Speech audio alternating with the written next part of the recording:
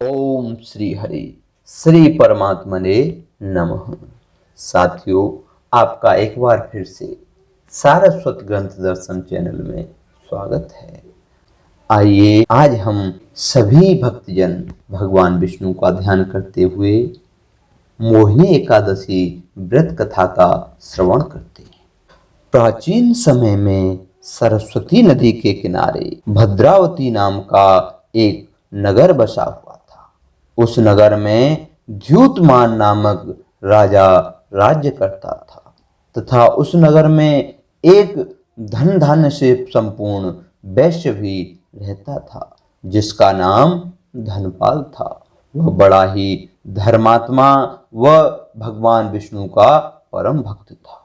उसने अपने नगरवासियों के लिए अनेक भोजनालय, प्याऊ, कुएं, तालाब तथा धर्मशालाएं भी बनवा रखी थी तथा राहगीरों के लिए अनेक प्रकार के फलदार व छायादार वृक्ष लगवा रखे थे जिससे उसके सभी नगरवासी सुखपूर्वक रह सकें।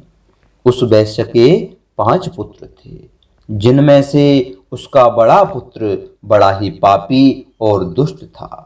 वह दुष्ट लोगों तथा वेश्याओं की संगति करता तथा अपने पिता का अधिकांश धन बुरे व्यसनों में बर्बाद करता था। प्रत्येक दिन मांस भक्षण तथा मद्यपान भी करता था। उसके घर वालों ने उसे खूब समझाया लेकिन वह नहीं माना, तो घर वालों ने परेशान होकर उसे घर से निकाल दिया।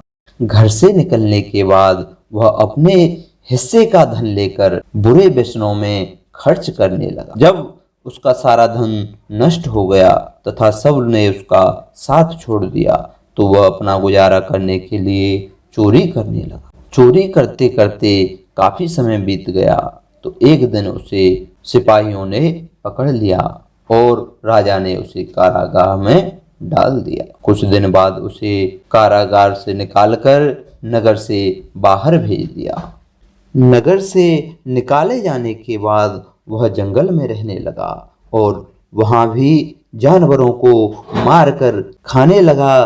तब एक दिन भोजन की खोज करते करते वह कौटिल्य मुनि के आश्रम में जा पहुंचा।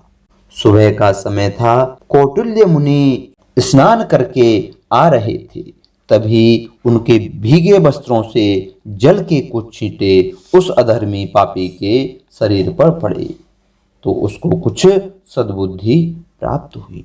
तभी वह ऋषि कौटिल्य के चरणों में गिर पड़ा और बोला, हे महात्मन, मैंने अपने जीवन में अनेक पाप और अधर्म किए हैं। कृपया मुझे ऐसा उपाय बताएं जिससे मेरे सारे पापों से मुक्ति मिल जाए। ऋषि कौटिल्य ने कहा कि तू वैशाख माह के शुक्ल पक्ष की एकादशी का व्रत कर। इस व्रत को करने से तेरे सब पाप नष्ट हो जाएंगे और मोह माया से तर जाएगा। इस एकादशी को मोहिनी एकादशी कहते हैं।